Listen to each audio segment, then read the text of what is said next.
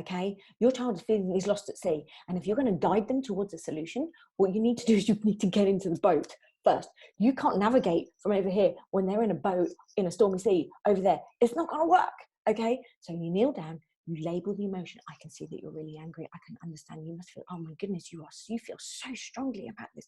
You're really frustrated because of this.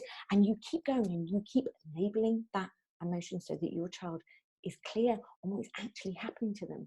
And you keep saying, it's just a feeling, it's going to go. And you tell them that that's what's going to happen.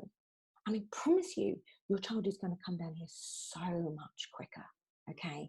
And then and only then, when the emotion has passed, are you going to be able to help guide your child to a solution. Now, notice I say guide. I say guide because what we're not going to do is fix it for them.